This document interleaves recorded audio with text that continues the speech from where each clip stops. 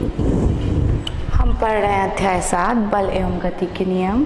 इस अध्याय में हमने पढ़ा न्यूटन के गति के तीनों नियमों के बारे में, और हमने पढ़ा जड़त्व के बारे में, और हमने पढ़ा संवेग संरक्षण का सिद्धांत, और हमने पढ़ा रॉकेट नोदन। आज हम पढ़ने वाले हैं बलों के योग का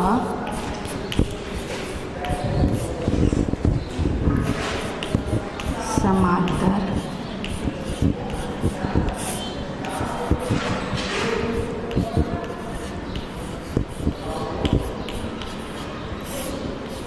नियम। आप पहले भी इसको सदिश वाले अध्याय में पढ़ चुके हैं कि बलों के योग के कौन कौन से नियम होते हैं। इस अध्याय में हम फिर से पढ़ेंगे, क्योंकि इस अध्याय में हम पूरे बलों के बारे में पढ़ रहे हैं। चित्र बना दूं मैं।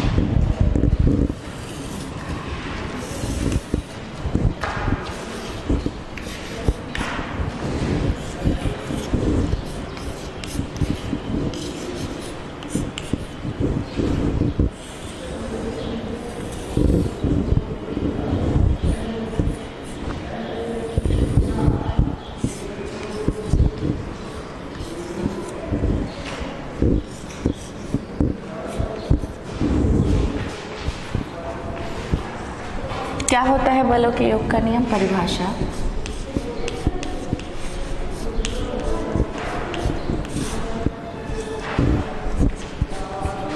यदि दो बल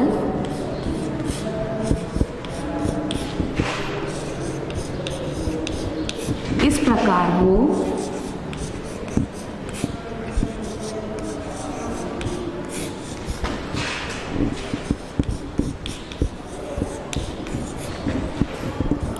किसी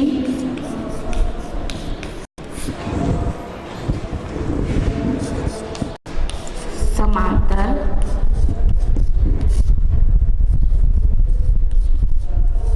चतुर्भुज की आसन्न भुजाओं द्वारा प्रदर्शित हो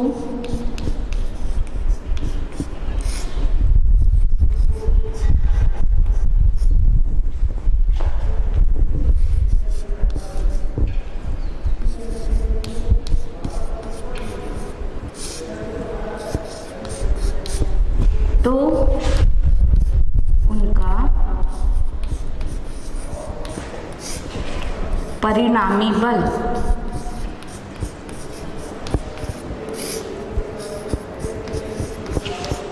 उस विकर्ण द्वारा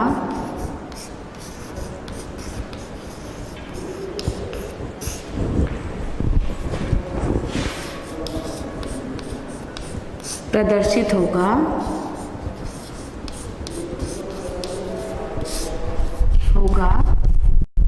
जो कि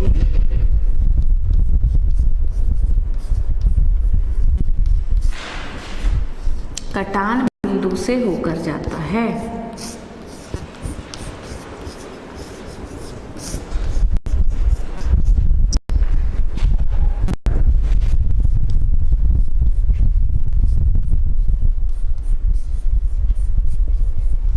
ये होता है समांतर चतुर्भुज का नियम। मतलब ये है कि यदि दो बल P और Q है, मान लीजिए इस प्रकार है, यहाँ पे दिख रहा है हमको क्या बन रहा है, एक समांतर चतुर्भुज बन रहा है। कौन सा? OARB। इसकी दो आसन्न भुजाएं, आसन्न भुजाएं मतलब जो भुजाएं जुड़ी हुई होती है एक बिंदु से, उनको हम कहते हैं आसन्न भुजाएं। तो यदि दो बल इस प्रकार से है कि ये दो आसन्न भुजाएं अगर उनको प्रदर्शित कर रहे हैं, तो उनका जो परिणामी होगा वो इस विकर्ण द्वारा प्रदर्शित होगा, जो कहाँ से जाता है? इस कटान बिंदु से होकर जाता है। क्योंकि सदिश राशि है तो सभी के ऊपर हमने तीर का निशान लगा दिया। अगर इसको चिन्ह के रूप में लिखें तो R, दोनों बल B और Q का जो परिणामी है वो होगा P प्लस Q। यही ये नियम है। अब हम इस नियम में परिणामी के लिए समीकरण निकालेंगे और उसकी दिशा ज्ञात करेंगे। मान लीजिए परिणामी है और ये जो है क्षैतिज से कोण बना रहा है अल्फा, ये हम आगे ज्ञात करते हैं।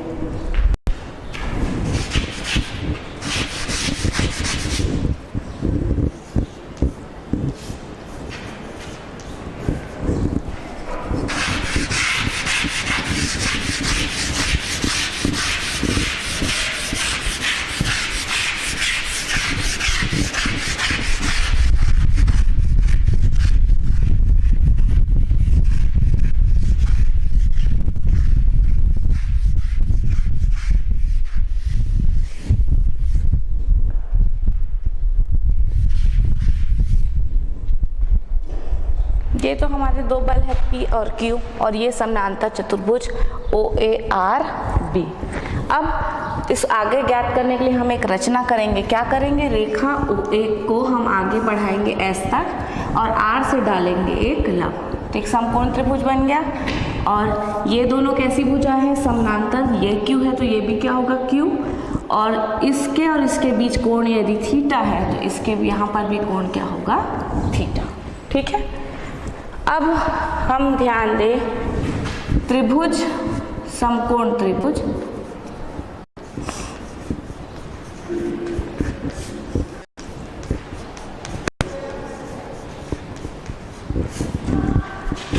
ORS में, यहाँ पे देखिए ORS, ये वाला कोण समकोण है तो ये कैसा त्रिभुज हो जाएगा? समकोण त्रिभुज होगा। और समकोण त्रिभुज के बारे में आप जानते हैं, उस पर पाइथागोरस का नियम लागू होता है। क्या होता है पाइथागोरस का नियम? कि किसी भी समकोण त्रिभुज में कर्ण का वर्ग जो है वो अन्य दो भुजाओं के वर्ग के योग के बराबर होता है। तो इस समकोण त्रिभुज में कर्ण कितना है? OR। तो OR का वर्ग किसके बराबर होगा? दो भुजाएं, एक तो भुजा है OS और दूसरी SR।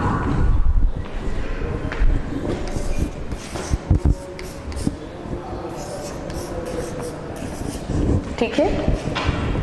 अब OS किससे किससे जुड़कर बनी है? OS देखिए OA प्लस AS, तो इसको हम कैसे लिख सकते हैं? OA प्लस AS का वर्ग धन SR का वर्ग। अब इसको खोलना है तो आप जानते हैं कौन सा नियम लगता है? A प्लस B का होल स्क्वायर बराबर क्या होता है? A का वर्ग धन B का वर्ग धन 2AB, है ना। गणित में आप लोग प्रयोग करते हैं, वही नियम यहाँ पर लगेगा। क्या हो जाएगा? OA का वर्ग धन AS का वर्ग धन 2A की जगह OA और B की जगह AS, ये पहले से ही है SR का वर्ग।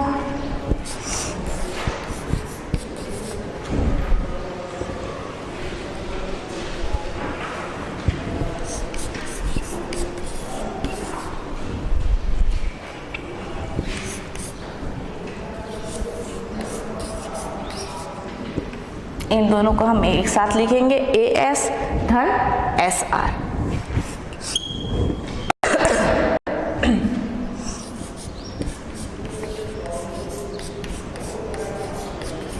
ठीक, इन दोनों को हमने एक साथ क्यों लिखा? इसलिए लिखा कि इस त्रिभुज में देखिए,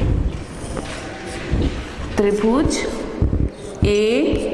ASR में क्या है? इस त्रिभुज में AS प्लस SR, ये भी क्या है? आधार है और ये क्या है? लंब है। तो फिर से समकोण त्रिभुज में क्या कौन सा नियम लागू होता है? पाइथागोरस का प्रमेय, यानी कि लंब का वर्ग धन आधार का वर्ग बराबर कर्ण का वर्ग। तो इस त्रिभुज में AS का वर्ग धन SR का वर्ग बराबर क्या हो जाएगा? AR का वर्ग। और AR कितना है? Q, क्योंकि ये दोनों क्या है? समानांतर भुजा है, और समानांतर भुजा है इसलिए ये Q है, तो ये भी क्या होगा? Q होगा। और क्या होगा इस त्रिभुज में? यदि हम निकाले साइन थीटा, साइन थीटा की क्या परिभाषा होती है? लंब बटे कर्ण। तो यहाँ पे लंब कितना है? एस आर, कर्ण कितना है? A are. यदि इसको तिर्यक गुना कर दे तो हमारे पास क्या निकल जाएगा? एस आर बराबर ए आर साइन थीटा। ठीक है। और इस त्रिभुज में क्या होगा? कॉस थीटा बराबर, कॉस थीटा बराबर क्या होता है? आधार बटे कर्ण, यानी कि ए एस बटे ए आर। अगर फिर से तिर्यक गुना यदि हम कर दें तो आगे क्या हो जाएगा? ए एस बराबर ए आर कॉस थीटा, है ना। तो इस त्रिभुज से हमको दो तीन चीजें हमको मिली। तो ए एस का स्क्वायर प्लस एस आर का स्क्वायर की जगह हम क्या लिख सकते हैं? ए आर का स्क्वायर। अब यहाँ पर हम इसकी जगह क्या लिखेंगे? क्या लिखना है हमको? दोनों की जगह ए आर का स्क्वायर धन 2 ओ ए, और ए एस की जगह क्या लिख सकते हैं? हमने निकाला है ए एस की जगह ए आर कॉस थीटा।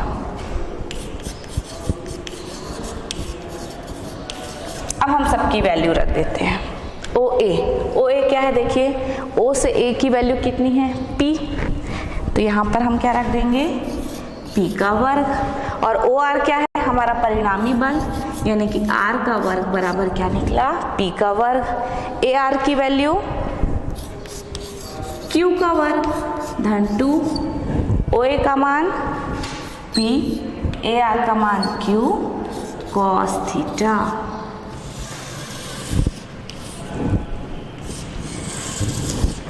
ये क्या निकला? हमारे परिणामी जो बल है आर, उसके लिए समीकरण। एक लाइन अगर यदि हम आगे और लिखते तो आर बराबर हम ले सकते हैं, वर्गमूल ले सकते हैं, वर्गमूल पी का स्क्वायर प्लस क्यू का square plus 2p Q cos theta. Equation number 1। इस समीकरण के द्वारा जो हमारा परिणामी निकला है उसको हम ज्ञात कर सकते हैं। अब ये जो परिणामी है वो क्षैतिज से कितना कोण बना रहा है? अल्फा कोण बना रहा है। तो इसका मान कैसे ज्ञात करते हैं? चलिए निकालते हैं।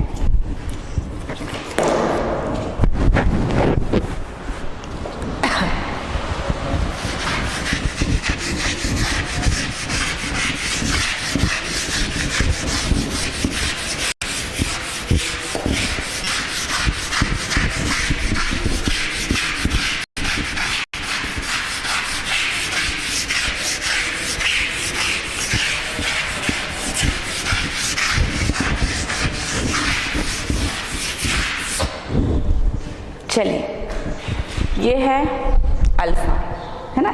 इसका मान ज्ञात करना है। और हमारे पास त्रिभुज क्या है? ओ एस आर, एक समकोण त्रिभुज जिसका कोण कितना है? अल्फा। तो यदि हम इसका tan ले तो tan अल्फा बराबर क्या होता है? लंब बटे आधार। लंब कितना है वहां पर? आर एस, और आधार कितना है? O S. हम जानते हैं tan थीटा बराबर लंब बटे आधार, तो मान रख दिया हमने आर एस और ओ एस। अब आर एस और ओ एस की वैल्यू, पहले आर एस लिखते हैं अपन, ओ एस को हम फिर से कैसे लिख सकते हैं? ओ एस कैसे लिख सकते हैं? ओ ए प्लस ए एस। तो हम क्या लिखेंगे? ओ ए प्लस ए एस। ठीक। अब सबकी वैल्यू रख देते हैं। आर एस हमने कितना निकाला हुआ है? यहाँ पे एस आर या आर एस एक ही चीज है। कितना निकला है? A R sine theta. A R sine theta. O A की वैल्यू कितनी है? पी प्लस ए एस की वैल्यू कितनी निकली है? A R cos theta. A R cos theta. तो हमारा tan अल्फा हो जाएगा, कितना हो जाएगा, ए आर मतलब क्यू, ए आर मतलब क्यू साइन थीटा,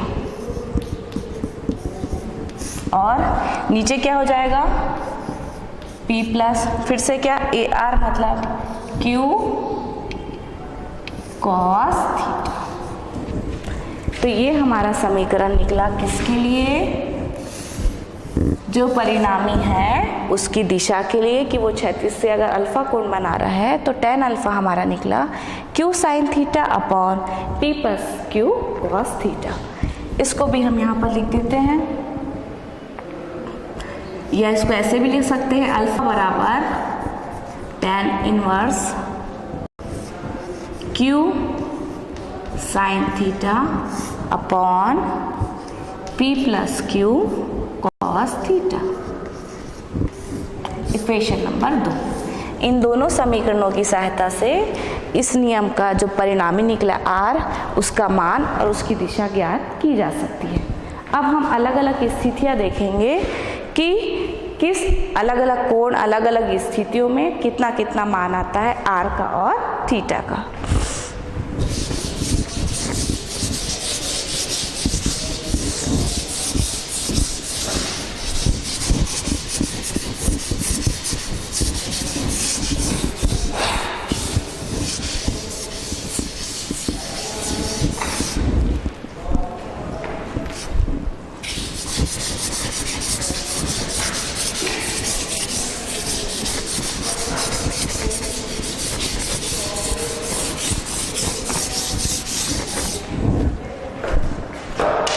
पहली स्थिति हम देखते हैं,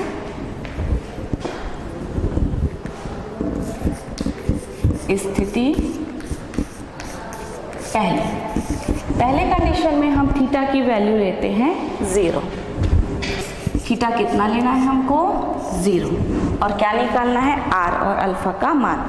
थीटा 0 है, इससे क्या पता चल रहा है, ये p है ये q, ये दोनों के बीच का कोण क्या है, थीटा। वो अगर 0 है, इससे क्या पता चल रहा है, P और Q कैसे है, एक दूसरे के समानांतर है। इस स्थिति में हम देखते हैं कि R की क्या वैल्यू आती है और अल्फा कितना आता है। चलिए मान रख देते हैं, R बराबर P square plus Q square, और क्या है, प्लस 2PQ कॉस थीटा की वैल्यू क्या रखनी हमको, 0। ठीक, अब cos 0 का मान कितना होता है, cos 0 का मान होता है 1। इस मान को हम इस समीकरण में रख देंगे,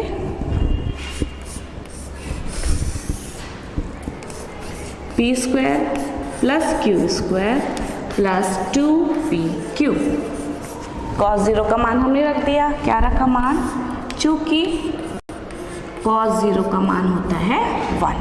ठीक, अब ये किस समीकरण का सूत्र है, a प्लस बी का होल स्क्वायर, a धन b का वर्ग बराबर a का वर्ग धन b का वर्ग धन 2ab होता है ना, वही समीकरण यहाँ पर लगेगा। तो इसकी जगह हम क्या लिख सकते हैं, p प्लस q पूरे का वर्ग। अब किसी वर्ग का वर्गमूल निकालने पर क्या होता है, दोनों कट जाएंगे, कितना आएगा, p प्लस q। तो पहला रिजल्ट हमारा क्या निकला, यदि दोनों थीटा बराबर 0 है, अर्थात P और Q कैसे है, एक दूसरे के समानांतर है, तो उनका परिणामी कैसे होता है, दोनों के योग के बराबर होता है। ठीक, ये तो परिणामी निकाल लिया। दिशा निकालते हैं अपन, दिशा कितना निकलता है हमारा,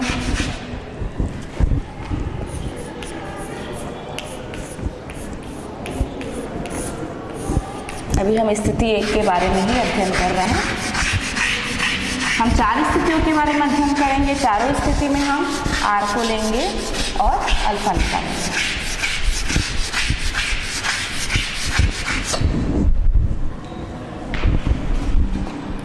अल्फा बराबर tan इनवर्स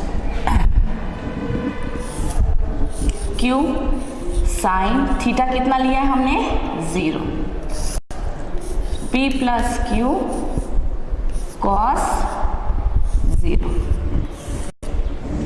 साइन 0 का मान कितना होता है? साइन 0 का मान होता है 0 और कॉस 0 का मान होता है 1। इन दोनों मानों को यदि हम यहाँ पे रख दें तो ये आ जाएगा tan इनवर्स q इंटू 0 अपान p प्लस q इंटू 1 बराबर tan inverse 0 p plus q, किसी को भी शून्य से गुना करने पर कितना आता है? 0 आता है। और किसी भी राशि के अंश में अगर 0 है तो हर में कुछ भी रहे उसका मान हो जाता है 0। तो ये कितना हो गया? 0 और इसका मान आ गया 0। मतलब जब थीटा की वैल्यू 0 हो तो r कैसा होता है? दोनों अवयवी बलों के योग के बराबर होता है और उसकी दिशा वही होती है जो उसके अवयवी बलों की दिशा होती है। ये हमारा निष्कर्ष निकला। अब हम दूसरी स्थिति देखेंगे जब थीटा का मान हो 90 अंश।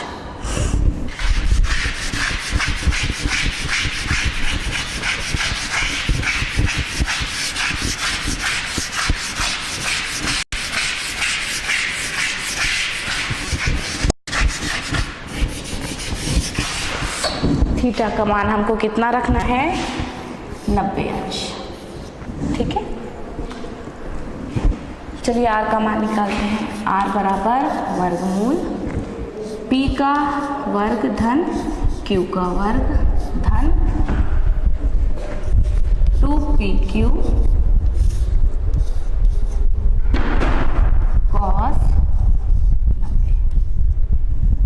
थीटा का मान हम कितना रख रहे हैं? 90 रख रहे हैं। अर्थात जो हमारे बल है P और Q वो कैसे है? एक दूसरे के लंबवत है। ठीक है, अब cos 90 की वैल्यू कितनी होती है? चूंकि cos 90 की वैल्यू होती है 0। इसमें हम मान रख दें p² plus q² plus 2pq गुना हो जाएगा 0 से, और किसी भी संख्या का 0 से गुना करने पर वही संख्या आती है। तो हमारा r कितना निकला? p² plus q²। तब जब थीटा क्या हो? 90 डिग्री हो।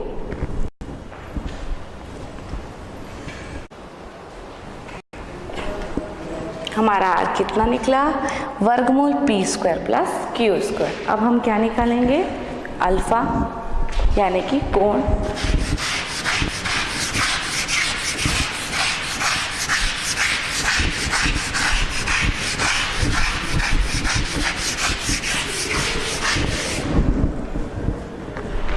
क्या है अल्फा के लिए formula? tan inverse q sine 90 upon p plus q cos 90। और हम क्या जानते हैं? साइन 90 की वैल्यू होती है 1 और cos 90 की वैल्यू होती है 0। दोनों मान को यदि हम इसमें रख दें तो tan इनवर्स q, इसकी वैल्यू 1 हो गई और नीचे में क्या हो जाएगी? p प्लस q इंटू 0 या tan inverse q upon p। तो ये था हमारे लिए अल्फा का मान कब? जब थीटा की वैल्यू कितनी हो? 90 अंश हो। अब हम तीसरी स्थिति देखेंगे जब थीटा की वैल्यू हो 180।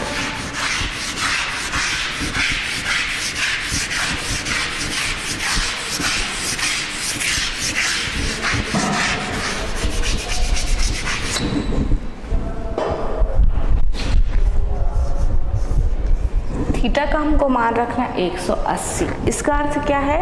जो दोनों बल हैं, एक इस दिशा में होगा तो दूसरा किस दिशा में होगा? इस दिशा में होगा, है ना, एक दूसरे की विपरीत दिशा होंगे। इस स्थिति में क्या होता है देखते हैं। r की क्या वैल्यू आती है? p² plus q² plus 2pq cos 180 और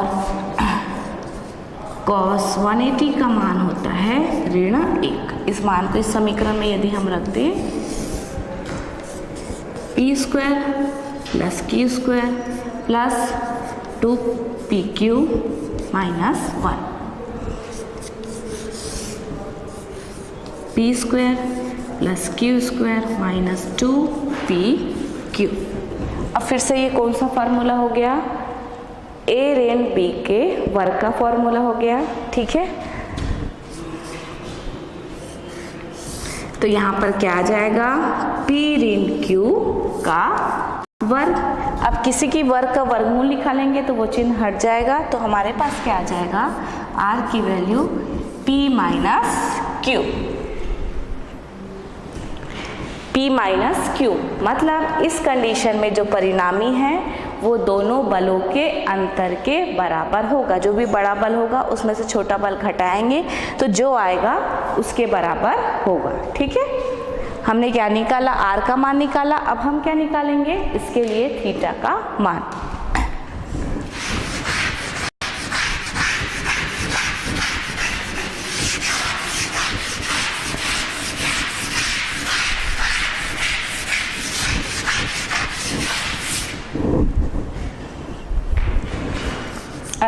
अल्फा बराबर tan inverse q sine 180 upon p plus q cos 180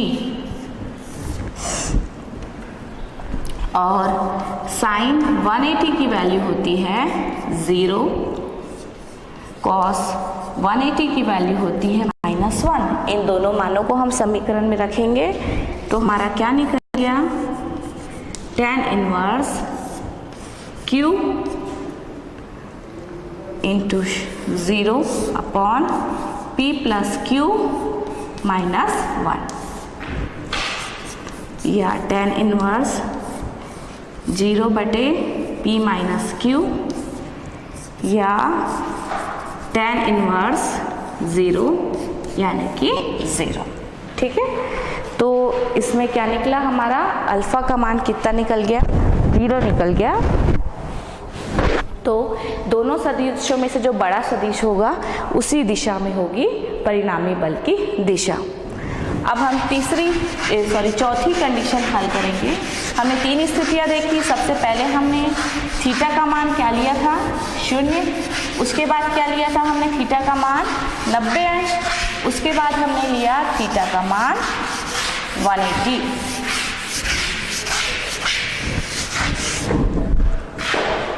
अब हम चौथी स्थिति के बारे में अध्ययन करें। P बराबर Q, तो R की वैल्यू निकालते हैं। चलिए, P स्क्वायर, Q का मान भी P है तो फिर से क्या रख देंगे, P square plus 2P into P cos theta, 2P square plus 2P square cos theta. इन दोनों में से 2P स्क्वायर यदि हम बाहर निकाल दें, अंदर में बचा 1 प्लस कॉस थीटा।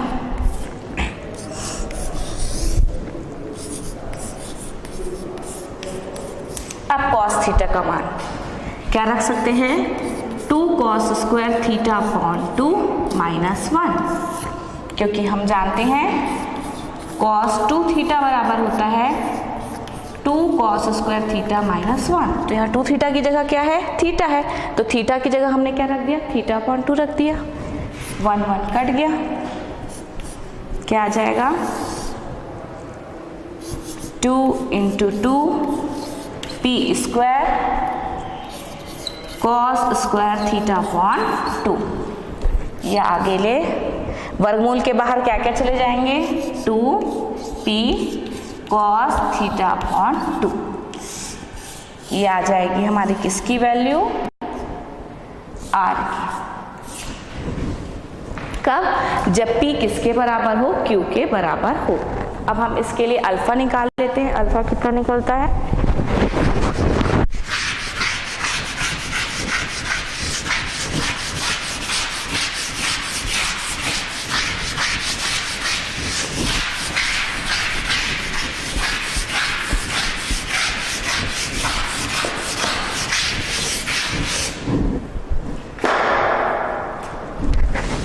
अल्फा का क्या फॉर्मूला है हमारे पास?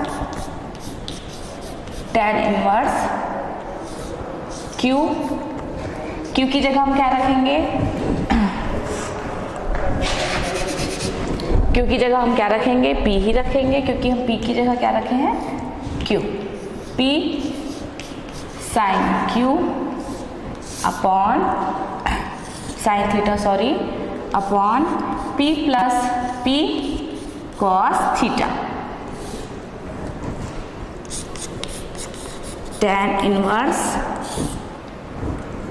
P कॉमन निकाल दिया हमने, यहाँ पे बचा साइन थीटा, यहाँ से भी P कॉमन निकाल दिया, क्या बचा? 1 plus cos theta. P cancel हो गया, तो हमारे पास क्या आया? tan इनवर्स साइन थीटा की जगह हम लिख सकते हैं 2 sign theta upon 2 cos theta upon 2, क्योंकि हमारे पास फॉर्मूला है साइन 2 थीटा बराबर होता है 2 साइन थीटा कॉस थीटा, और कॉस 2 थीटा बराबर होता है 2 कॉस स्क्वायर थीटा माइनस 1। ठीक है, ये दोनों फॉर्मूले को यहाँ पे हमने यूज करेंगे। अंदर में 1 plus 2 cos square theta upon 2 minus 1 cancel हो गया, तो हमारा आया अल्फा बराबर 2 sign theta upon 2 cos theta upon 2 upon 2 cos square theta upon 2 cancel हो गया, एक कॉस इसकी घात से कैंसिल हो गया, तो अल्फा बराबर कितना आया? tan theta upon 2।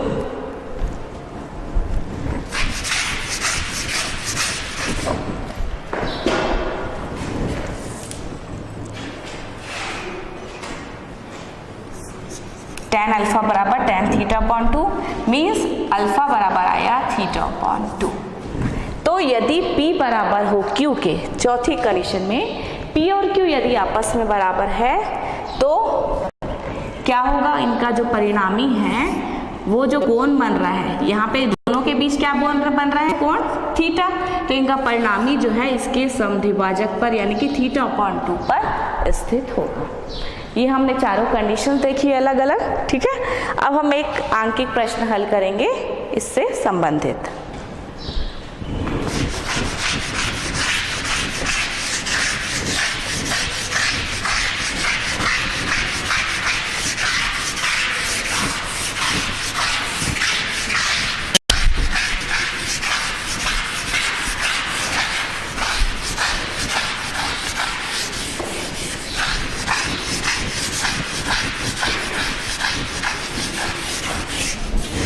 प्रश्न लिख लेते हैं हम।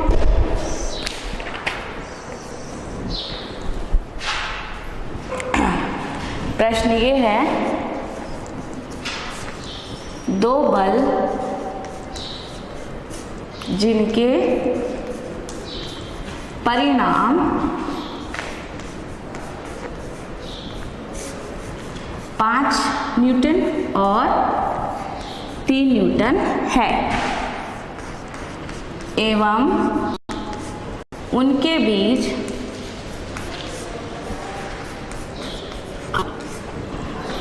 कोण 60 अंश है, तो परिणामी बल ज्ञात कीजिए।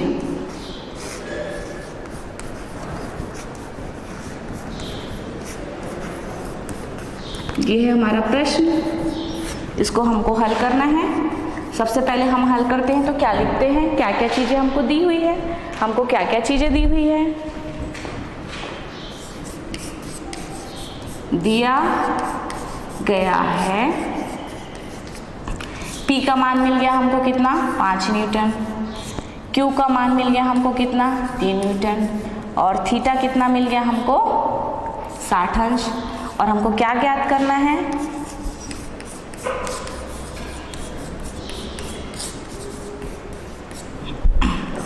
आर और अल्फा। ठीक, हमारे पास फॉर्मूला है यहाँ पर। ठीक है, सबसे पहले हम आर निकालते हैं। पी का वर्ग, पी की जगह क्या है 5 न्यूटन, यानी 5 का वर्ग धन क्यू, 3 का वर्ग धन 2 गुणित पी मतलब 5, क्यू मतलब 3 गुणित कॉस 60 अंश। पचम 25, 3 तिया 9, 5 दूनी 10, 10 तिया 30, कॉस 60। कॉस 60 डिग्री का कितना मान होता है, कॉस 60 डिग्री का मान होता है 1/2। मान रख देते हैं अपन।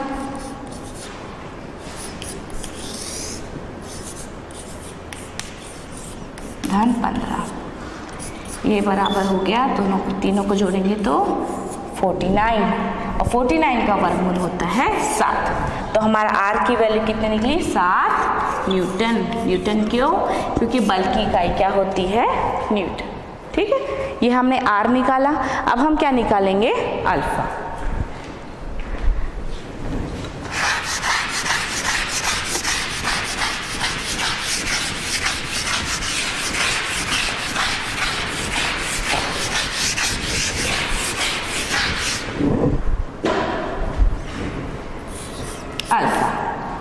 अल्फा की वैल्यू चलिए निकालते हैं। अल्फा बराबर है क्या, tan इनवर्स क्यू कितना है हमारा 3 साइन 60 बटे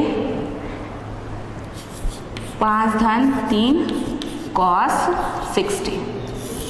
ठीक,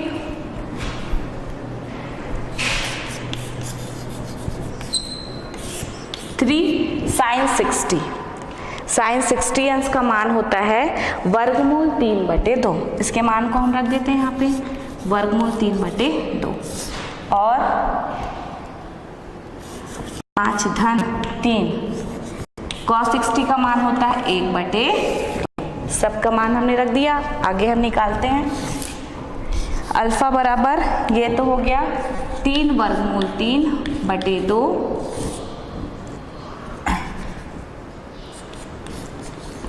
tan इनवर्स, और नीचे क्या हो गया 5 धन 3/2, लघुत्तम कितना निकलेगा 2, 5 दूनी 10 धन 3, या tan इनवर्स कितना निकला हमारा 3 वर्गमूल 3/2 गुणित 2/13।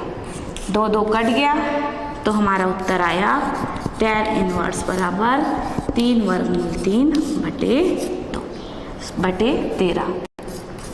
और आर कितना निकला 7 न्यूटन, और अल्फा की वैल्यू कितनी निकली tan इनवर्स 3√3/t। ठीक, ये था अंकित प्रश्न हमारा।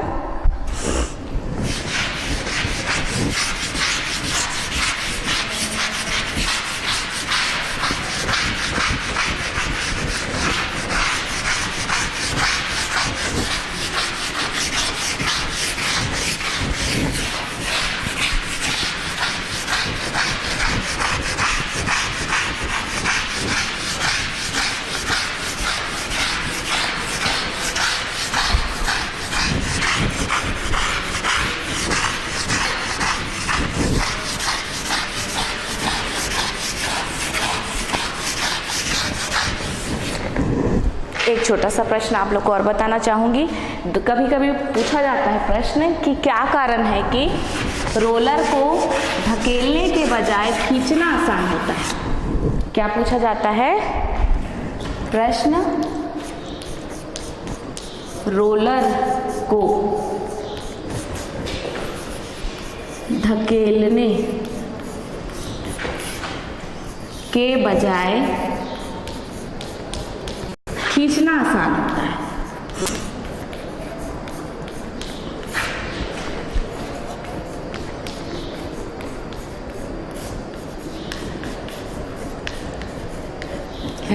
क्यों, कारण बताइए। देखिए ये मान लीजिए रोलर है, ठीक है, ये उसकी डंडी, यहाँ पर से आप बल लगा रहे हैं F। इस बल को हम दो घटकों में बांट सकते हैं, क्षैतिज घटक F cos थीटा और ऊर्ध्वाधर घटक F sin थीटा। ये कब है? जब बल रोलर को क्या कर रहे हैं हम लोग? ढकेल रहे हैं। खींचने का कैसा चित्र बनेगा देखिए, ये रोलर है, इसको आप खींच रहे हैं, यहाँ से बल किस दिशा में लगेगा? ऊपर की दिशा में। तो इसको दो घटक क्या हो जाएंगे? F cos थीटा और ऊर्ध्वाधर घटक क्या हो जाएगा? F sin theta.